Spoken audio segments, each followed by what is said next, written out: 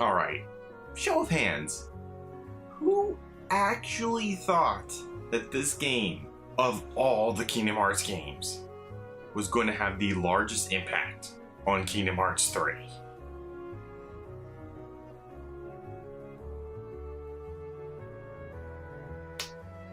I didn't.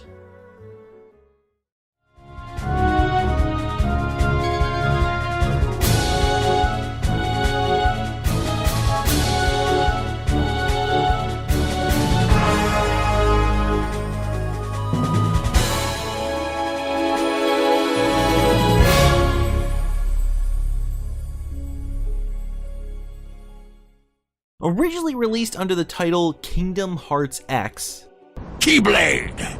Right. Kingdom Hearts Key was a Japanese exclusive browser-based game.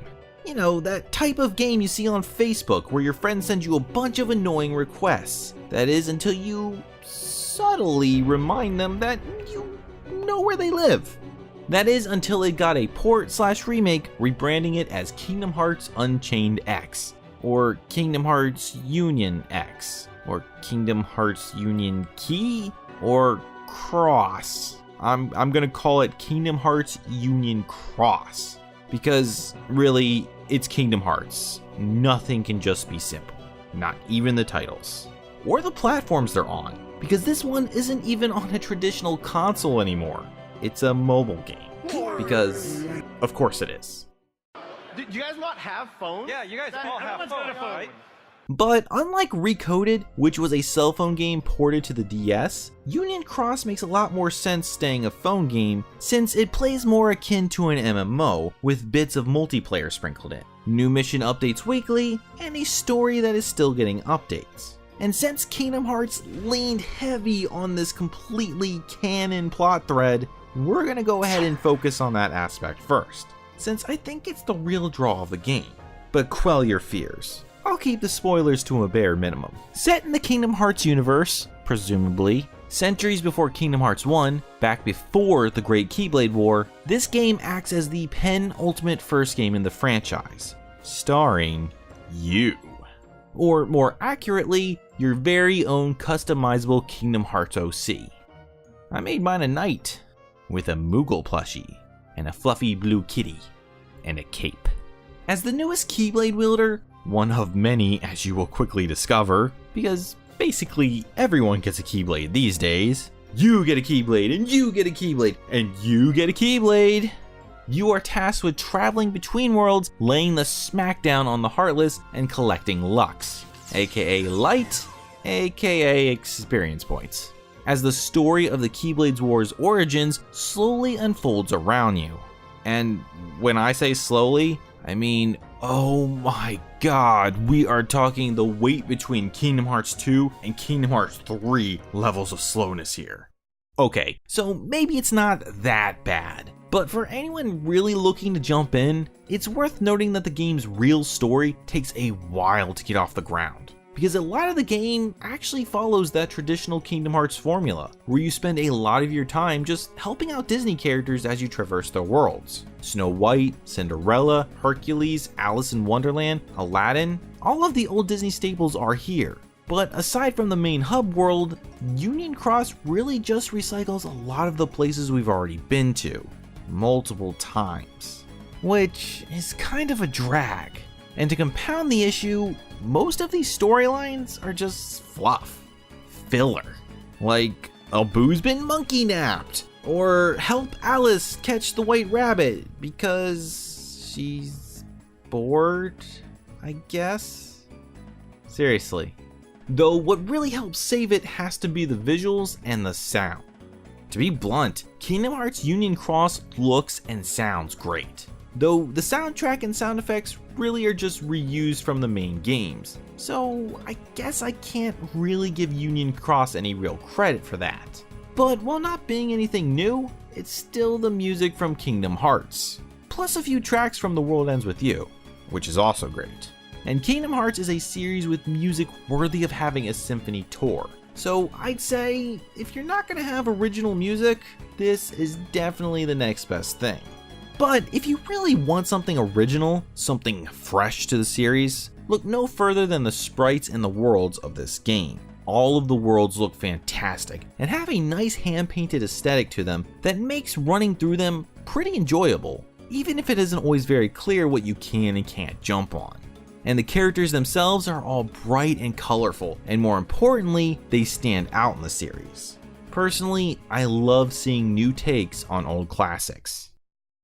Despite having that older Flash animation look to them, battles have a lot of flair and finesse to them, making each fight quite the spectacle, and even more so when you have multiple players attacking a single target. But unfortunately, cool enemies aren't enough to carry, because sitting at 800 plus missions, 800 plus, excluding extra quests and team missions, you are going to be traversing the same terrain and fighting the same foes a lot. So regardless of how great it all looks, it gets repetitive fast. Abu, buddy, you are the man, the monkey man, but I gotta tell you, I can only go back and forth in that stinking desert so many times.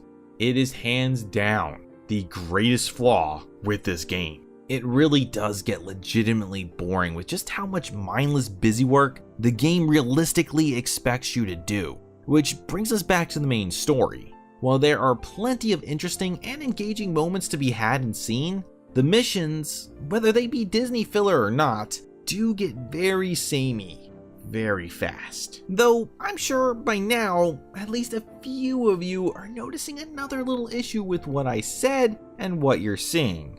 Like, oh, I don't know. How does this game take place centuries before Kingdom Hearts when we're running into characters that Sora and crew have already run into? It's crazy! Does nobody ever age or die in this series? Right. Stupid question. My bad. But still, fighting foes we've already beaten before, or running into, say, Mickey, Donald, and Goofy, does raise a lot of questions. That, while there are answers to them, well, let's just say that if you're all familiar with Kingdom Hearts, it won't surprise you to find that things get a little complicated, which makes playing in bursts a little bit harder to keep everything cohesive, especially when the actual story bits are already worlds apart. Which begs the question, if you want to know the story, wouldn't it just be easier to watch the recap in Kingdom Hearts 2.8 Prologue? Well, yeah, but also no. But mostly yes. The recap is, in my opinion, much better at telling the story than Union Cross is, with most of it being voiced over and told through some pretty sweet CG. But that being said, doesn't quite replace everything that Union Cross offers up. There is a distinct difference between watching a movie and playing a game, unless you're David Cage. And while the cinematic does cover more than the game, it still leaves out a few small details. Personally though, while both watching the video and playing completely through the game, I still had to look up people's explanations and theory videos on just what the hell was happening in this game, and how it ends up connecting to Sora's story. So you have come this far, and still you understand nothing. But still, looking ahead, who knows how much of the story is actually going to end up unfolding in this game? What mysteries are going to be explored? What questions raised or answered? What completely illogical, nonsensical BS is going to occur that's going to make me watch hundreds of explanation videos just so I can properly follow along and know what's happening, which I will absolutely do. And of course, what's going to happen to our protagonist? Considering them being an OC probably means they won't be showing up in the main 3D games, right? But who really knows? But apparently, the next part of the story is coming soon. So hardcore gamers, at the very least, will probably want to get caught up. And this is where we need to talk about the gameplay. And oh boy, strap in.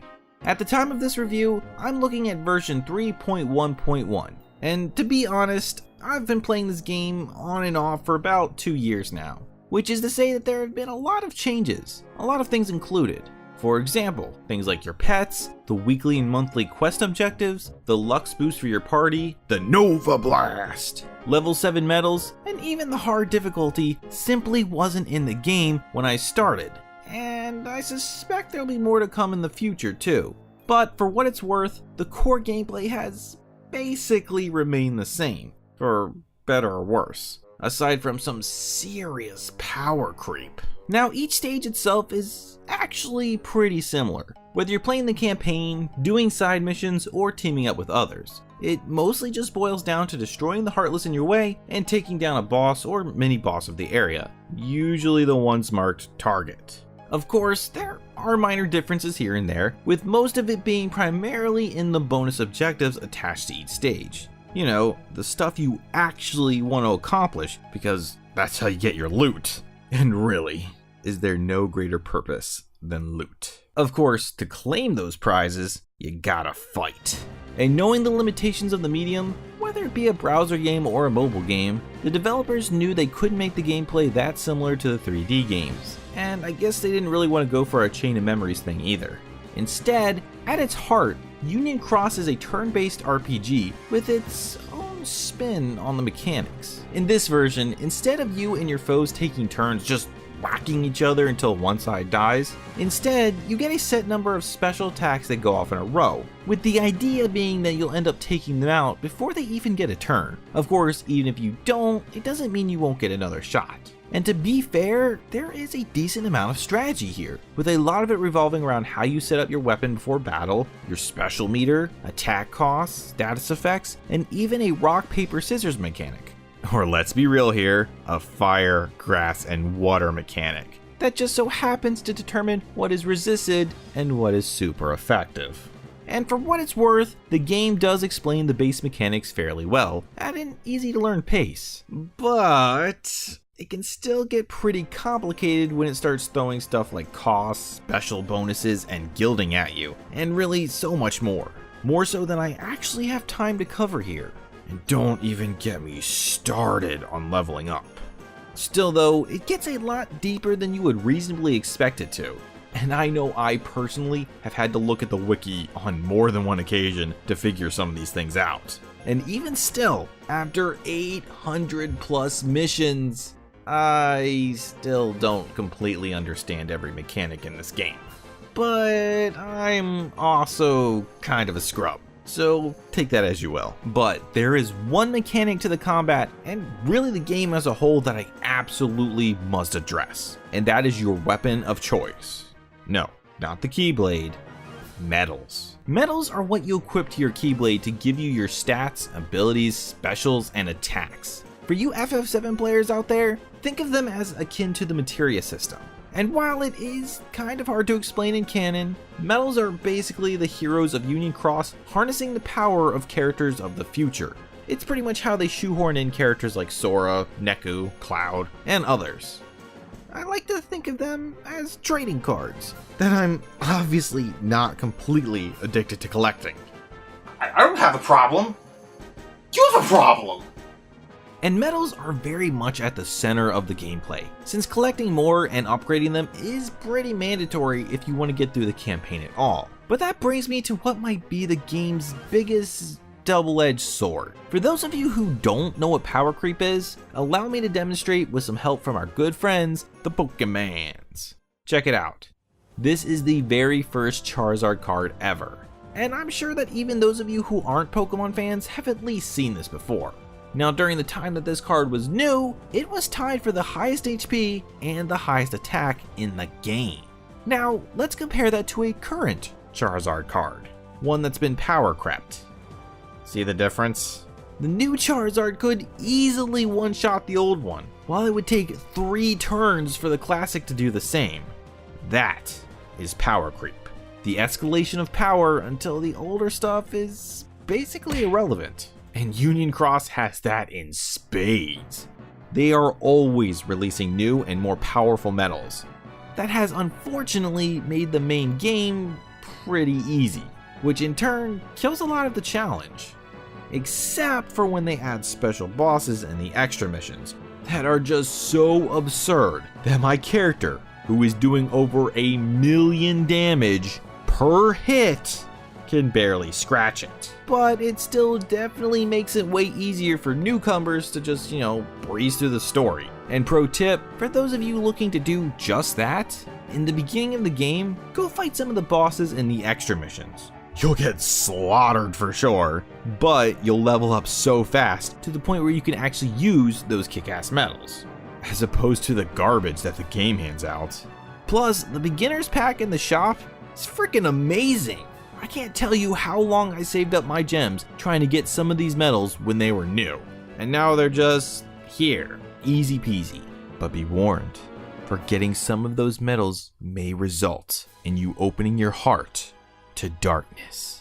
Or even worse, your wallet to microtransactions. Let's just get this part out of the way, shall we? Yes, this is a mobile game that is free to play. So obviously, it has microtransactions. But do you really have to make them to proceed? No. Take a look at all the medals I have.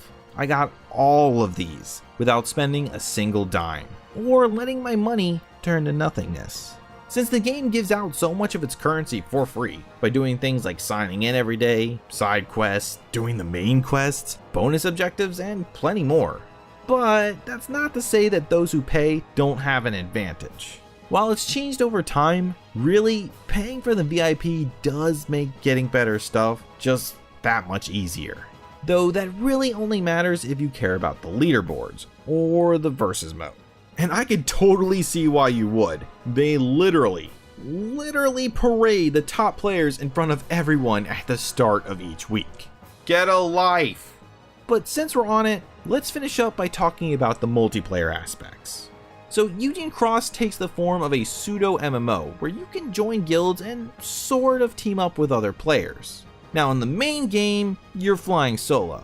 But if you're unable to beat the larger raid bosses in the side missions, which you totally can solo by the way, your guild can hop in and help tackle it with you. And definitely one of the cooler additions to the game since I started is the actual co-op missions, which are basically 6-player side missions where you complete objectives and fight tough bosses. Saying it requires teamwork is a bit of a stretch though, but the big battles are pretty cool to see, and no, you don't actually need to be a part of a guild or have friends to participate in these missions. You can just join in with the randoms. However, going back to the microtransactions, we have the versus mode, which is, in my opinion, pretty lame. And no, it's not just because I suck, but more that it's just a giant example of flaunting your EP, as it's pretty much just seeing who has the bigger numbers, and nothing else. There is some strategy here, but really not that much. And players willing to spend more for newer and stronger medals will really always have the edge, which in turn will make it easier for them to get the better rewards, thus making them even stronger, and so on and so on. And while that does suck, I don't find it to be much of a deal breaker, as it isn't really required, and doesn't really mean much either. You hear that? Nobody's impressed. You jerk. Plus, it isn't even that much fun, but I guess to each their own. And despite that, I don't really fault Square Enix for putting microtransactions in, since such a great looking game and a really long game does require there to be some kind of return. But that's just my 2 cents. And with that in mind, is Kingdom Hearts Union Cross worth your time? Honestly, probably not. And I think I figured out what it is that really holds it back. Ironically, it's the Kingdom Hearts formula. That formula where you spend a lot of your time traveling around Disney worlds, slowly being drip-fed parts of the main story. It just doesn't work here, because in the main games, you really get to explore those worlds, embrace that nostalgia, and the combat is just so enjoyable that you kinda want to fight every Heartless you see. But in Union Cross, that's really not the case. Sure, the game itself looks and sounds great. There's no denying that. And the combat system is actually pretty interesting and deep, enough so to lure in even non-Kingdom Hearts fans. But its need to improve, upgrade, and ultimately stay relevant ends up shooting itself in the foot with some severe power creep that ends up creating some major balancing issues, which will definitely put off many players. And when you factor in the sheer repetitive nature of the game over a long, long stretches with no main story bits in sight, you have a game that really feels like it overstays its welcome way too soon. Honestly, it's the sheer addictiveness of collecting the medals combined with wanting to keep up to date with all things Kingdom Hearts that has kept me around for as long as it has. But really, if you're more of a casual fan, or you're just in it for the story, I'd recommend checking out the CG version in 2.8 instead. Otherwise, it's free to play, so maybe give it a test drive and see what you think. But just so you know, it's quite the grind. Hey everyone, Spammer D here. So this was my first crack at a mobile game. How'd I do? Did I nail it? Or completely miss the point?